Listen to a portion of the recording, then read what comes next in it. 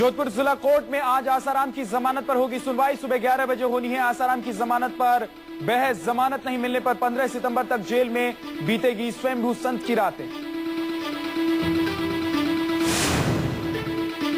Jodhpur central jail के barrack number 1 में बीती आसाराम की न्यायिक हिरासत की पहली रात। इससे पहले इस बैरक में बॉलीवुड के दबंग खान और महिपाल मदेरना ने भी काटी है कई रातें।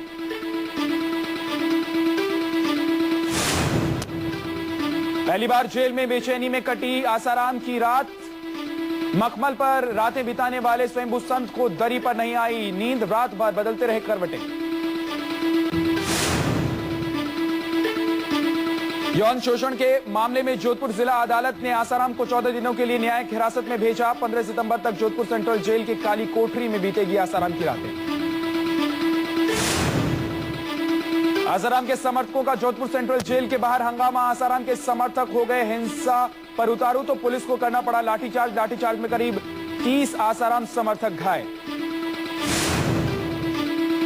अदालत से आसाराम ने लगाई थी जेल के बजाय अस्पताल भेजने की गुहार। अदालत ने आसाराम के अनुरोध को ठुकरा दिया। अस्पताल के बजाय आसाराम को भेजा गया सेंट्रल जेल।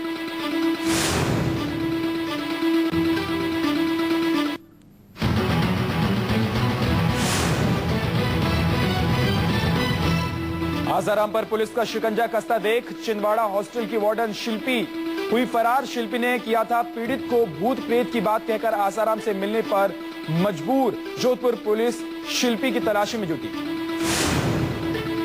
पीड़ित परिवार ने अदालत से लगाई फरियाद। आसाराम को किसी भी कीमत पर नहीं मिले जमानत। पीड़ित लड़की के पिता ने कहा परिवार पर रिश्तेदारों के जरिए दबाव बना रहे हैं आसाराम की चेली। बाबा रामदेव ने भी आसाराम के मसले पर पहली बार खोली जुबान। आसाराम पर संगीन इल्जाम से रामदेव दिखे गमजदा। रामदेव ने भारत की संत परंपरा और संस्कृति पर जताया भरोसा। कहा एक दो संतों पर इल्जाम लगने से पूरा संत समाज बदनाम नहीं हो सकता। यौन शोषण के आरोपों का सामना कर रहे आसाराम की फजीहत बढ़ी। गुजरात सरकार भी जमीन अतिक्रमण को लेकर आसाराम पर कसेगा शिकंजा। आसाराम पर जहांगीरपुरा इलाके में सरकारी जमीन पर अतिक्रमण करने का है आरोप। आसाराम पर पटना में करोड़ों की जमीन पर कब्जा करने का लगा इल्जाम। हाईकोर्ट के दखल के बाद बिहार राज्य धार्मिक न्याय बोर्ड को सौंपी गई जमीन। बोर्ड ने लगाया सूबे के मुखिया पर आसाराम की मदद करने का आरोप। आसाराम बापू के मुद्दे पर न्यूज 24 के खास कार्यक्रम में बीजेपी नेता की देश के सभी धर्मगुरु की संपत्ति की जांच की मांग। न्यूज 24 के मैनेजिंग एडिटर अजीत अंशु के साथ एक डिबेट शो के दौरान आरती मेहरा ने रखी अपनी बात।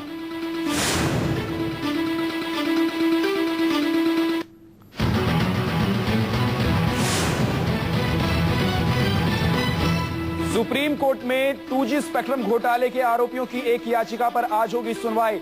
आरोपियों ने सुप्रीम कोर्ट के उस फैसले के खिलाफ दायर की थी याचिका जिसमें उच्चतम न्यायालय ने कहा था कि 2G घोटाले से संबंधित कोई भी सुनवाई उच्च न्यायालय में नहीं होगी। यूपीए अध्यक्ष सोनिया गांधी मेडिकल जांच के लिए अमेरिका रवाना। सोनिया गांधी अपनी बेटी प्रियंका गांधी के साथ अमेरिका। पिछले हफ्ते लोकसभा में फूड सिक्योरिटी बिल पर चर्चा के दौरान सीने में दर्द की शिकायत के बाद सोनिया को कराना पड़ा था एम्स में भर्ती। संसद के दोनों सदनों में फूड सिक्योरिटी बिल हुआ पास। लोकसभा के बाद राज्यसभा में फूड बिल ध्वनि मत से हुआ पारित। बिल के पास हो जाने से देश की 2/3 आबादी को हर महीने मिलेगा सस्ते अनाज पाने का हक। Army chief general Bikram Singh की आज से 4 दिनों का ऑस्ट्रेलिया दौरा। दोनों देश के बीच सैन्य संबंधों पर होगी बातचीत। आर्मी चीफ के ऑस्ट्रेलिया दौरे से दोनों देशों के बीच बड़ी मजबूत रिश्ते की उम्मीद। केंद्रीय मंत्री सुशील शिंदे ने अंडरवर्ल्ड डॉन दाऊद इब्राहिम को भारत लाने पर जताया भरोसा। कहा हम एक एक करके ऐसे सभी आतंकियों को भारत लाएंगे, केवल इंतजार करने की जरूरत है। दिल्ली में मामूली कहासुनी में गई एक नाबालिग छात्र की जान। 2 युवकों ने पीट कर की नाबालिग छात्र की हत्या। पुलिस की गिरफ्त में दोनों युवक।